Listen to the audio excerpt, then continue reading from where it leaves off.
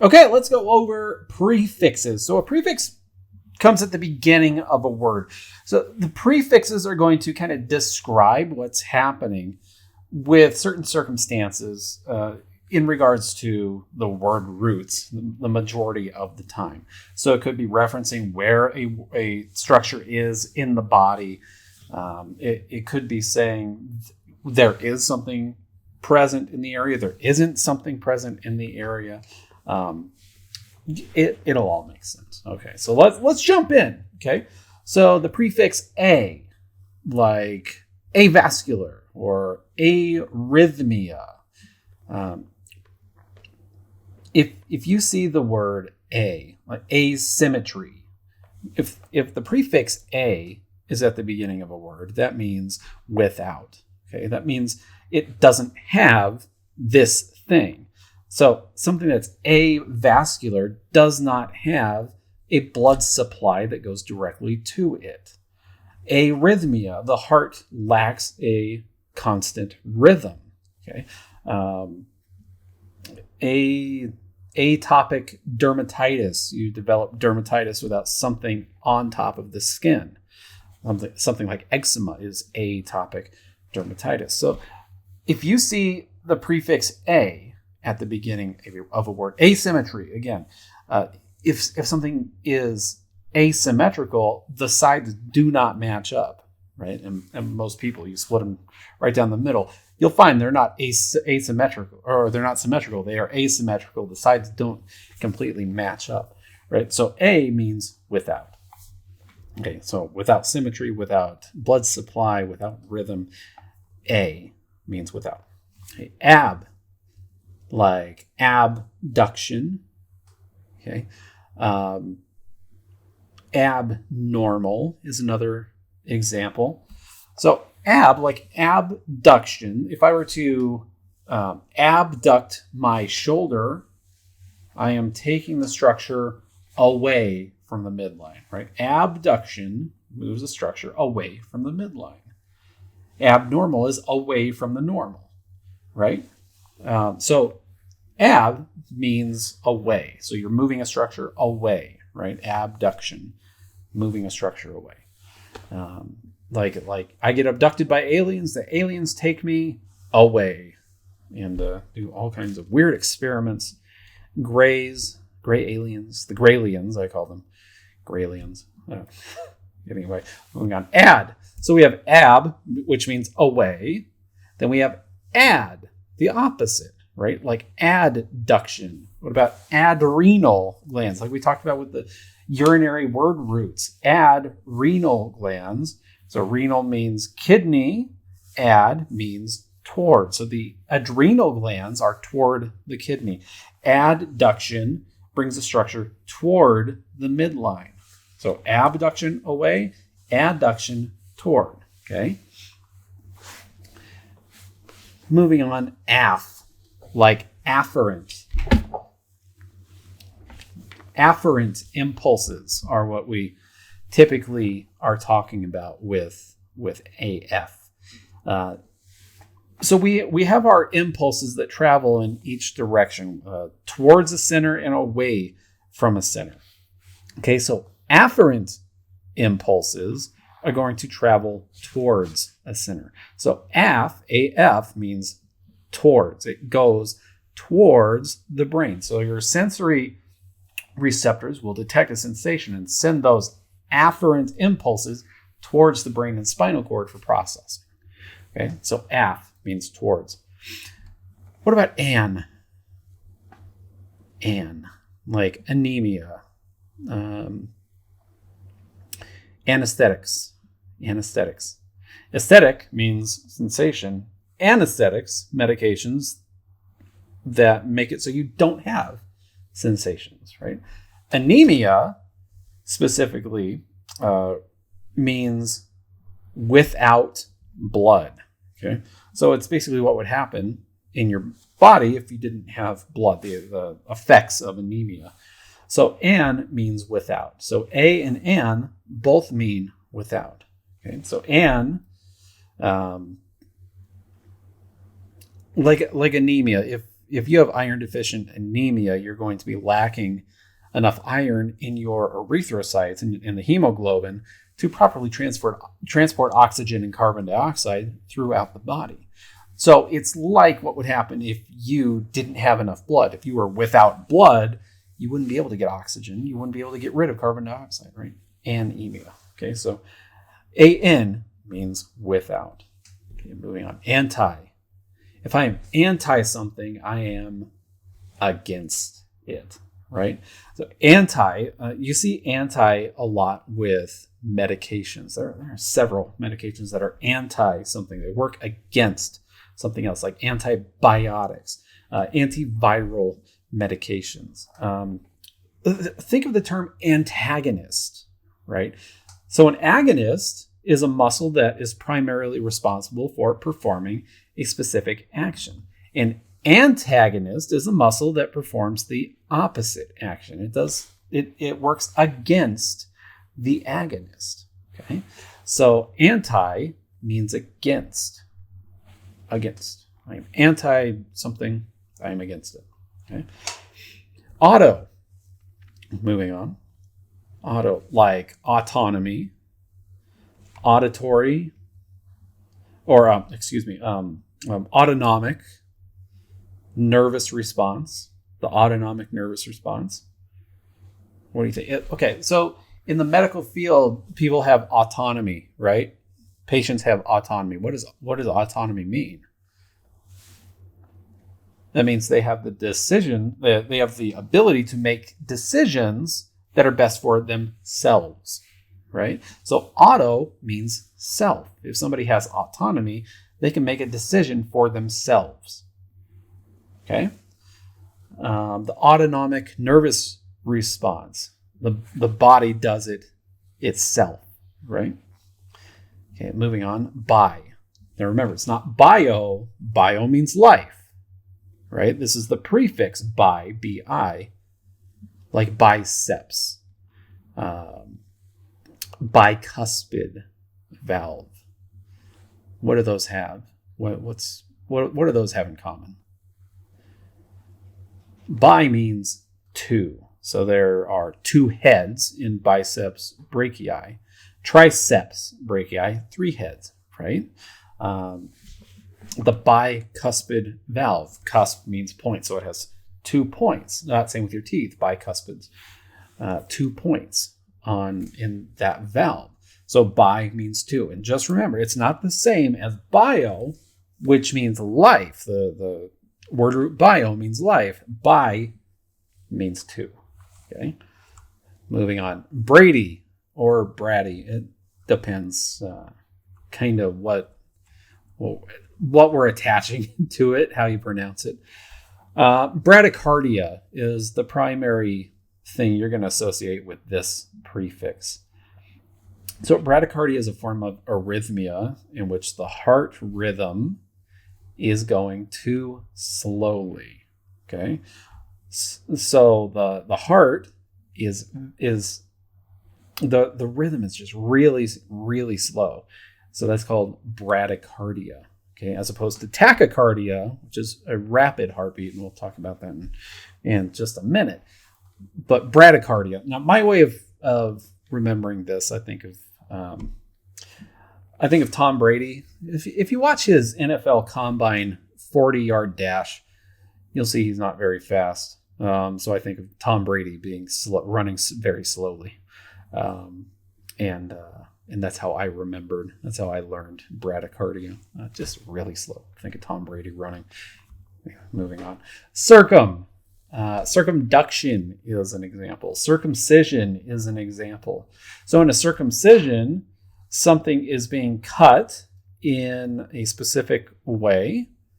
Okay. Circumcision is cutting around a structure, right? Circumduction, you are moving a joint around the circumference, or a bone around the circumference of a joint. Okay, you're going in circles, right? The full circumference of that joint. Circum means around, like a circle. A circle goes around, right? Circum means around. What about contra? I'm not talking about the classic Konami video game Contra. I'm talking about Contra like a contraindication. Great game though, Contra. Love Contra. Contraindication. So Contra also means against. Okay, so think of a contradiction, right? It's something that's against something else, right? Contraindication means it's something that is not indicated. It's a contraindication. It's against an indication. So just one of those other terms that means the same thing as another, right? Anti and contra both mean the same thing, right? Both mean against. Okay, dia, DIA, like diameter or dialysis. Let's think about the diameter. If I were to measure the diameter of, let's say, this circle right here, cover this circle right here. If I were to measure the diameter, what am I measuring specifically with that circle? How do I measure the diameter of that circle?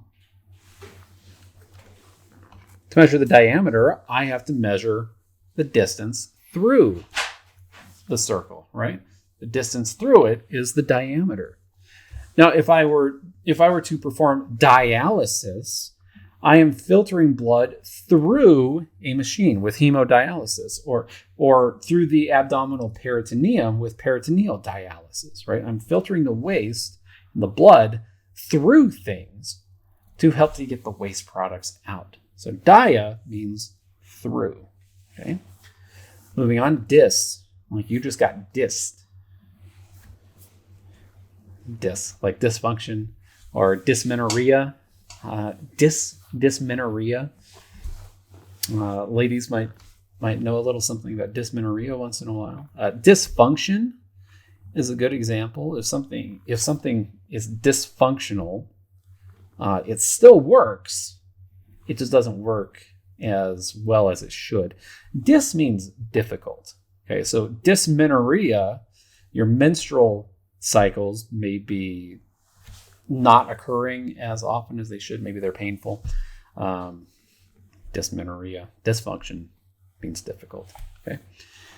EF. So we talked about AF means towards. So we're talking about sensory impulses here. Our example is efferent, right? So we have the sensory impulse, that's an afferent impulse. Then we have efferent impulses, which go away from a center. So these are our motor impulses. So my easy way to remember the difference between the two and then being able to match them up. Sensory, I remember the term same. Sensory, afferent, motor, efferent.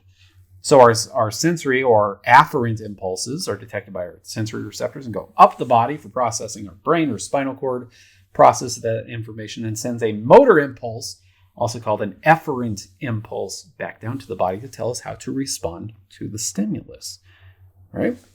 So if I touch something hot, something like a touch stove, that sensation is going to go to my spinal cord. My spinal cord is going to process that and then send an efferent impulse, a motor impulse, back down to my hand, tell me to take my hand away, take it away from the danger without me even thinking about it. And that's why it's a reflex, right? The impulse goes to your spinal cord, not your brain. So you don't even think about it. It's just something that happens, right? Okay. So efferent impulses are motor impulses and they go away from a center, your brain and spinal cord. They come out of those to the rest of the body to tell us how to respond to a stimulus. Okay. Endo, like endocrine glands or endoscopy. Now, when we have endocrine glands, we have to separate that from exocrine glands, right? So what's the difference between the two? It's not just what they make, but it's how the substances that they make get into the regions they're supposed to go to. So endocrine glands make hormones, right, that are secreted into the bloodstream, okay, as opposed to exocrine glands, which secrete hormones onto a surface. So endo means within, okay? So endocrine glands secrete hormones within the bloodstream. Inside the blood is where it empties the hormones, as opposed to exocrine glands onto a surface, like your salivary glands, your sweat, sebaceous glands. Endoscopy is performed by putting a camera into something like the large intestine, right? The stomach, another example of something where you could use an endoscopy. Shove the tube with the camera into the stomach. Can go into the small intestine as well. Okay, moving on. Epi, like epidermis or epinephrine. Epiphysis, another example. Epiphysis. So let's grab a bone right here. So I got a femur, right? It's a right femur. So the epiphysis is right here and here. Okay. Where is the epidermis in relation to the dermis? And again, we can break down the term epinephrine. Basically gives us the location of the adrenal glands, which make the epinephrine, right? So the epidermis is above the dermis. So it is more superficial than the dermis. Okay. The epiphyses are above the metaphyses and the diaphysis, right? So where our bones articulate, those are going to be the epiphyses of the bones, okay? Epiphysis of long bones, anyway. So where long bones articulate, you have the epiphyses, which are above. Well, even if this is more distal than the diaphysis, is still considered above, which is why it's still called the epiphysis, okay? So epiphysis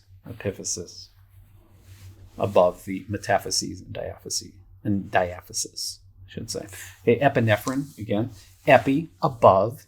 Neph, kidney. Rin, secrete. So above the kidney, secrete. It secretes from above the kidney. Okay. So epi means above. Make sure you know that one for sure. Okay, what about exo? EXO. Now we talked about endocrine glands just a second ago, right? So we have endocrine glands and we have exocrine glands. And we got to know the difference between the two. Again, it's not just what they make, but where these structures empty the substances that they actually make. Okay, so endocrine glands secrete hormones into the bloodstream. Exocrine glands secrete their substances onto a surface outside the body, right? So an example is the salivary glands. Those are exocrine glands that secrete saliva onto the surface of the mouth, outside, right? Your sebaceous glands secrete sebum onto the outside of the body, onto the skin. Your sudoriferous glands secrete sweat onto the outside of the body, onto the surface of the skin, right? So these are exocrine glands. Now think of insects. Insects have exoskeletons, right? Skeletons that are on the outside of the body, as opposed to us. We have endoskeletons, skeletons inside the body. Some insects have skeletons outside the body, exoskeletons, right? Those crunchy insects, cockroaches, stuff like that. Exoskeletons, okay? So exo means outside. Okay, what about hemi? Like a hemisphere, or how about hemiplegia? That's a good one. Hemiplegia. So plegia means paralysis.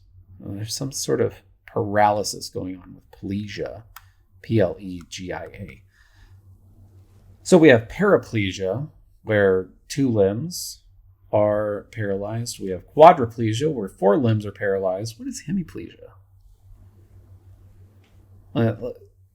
People who have strokes may experience hemiplegia. What about it? What about the brain? What about the brain? The brain is split into two hemispheres, right? Two hemisphere. Hemi means half.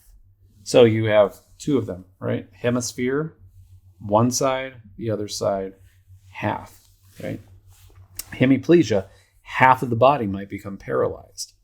Half, either the left side or the right side, as opposed to specific limbs like the lower limbs or all four of your limbs with quadriplegia.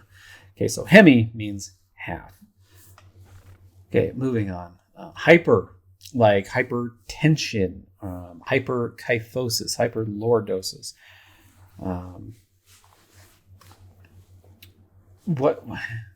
Hyper, everybody thinks hyper. You think too much, right? Like too much energy, there's too much of something going on, and that's essentially it, right? Hyper means excessive.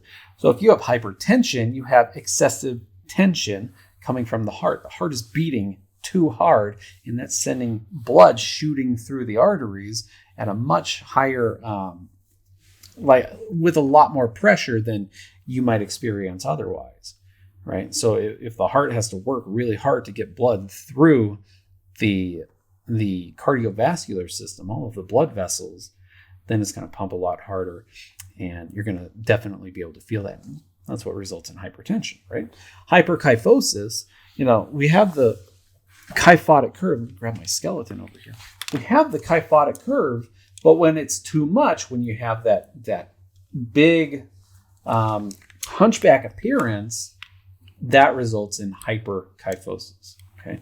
And hyperlordosis, another term for just regular lordosis, is a lordotic curve.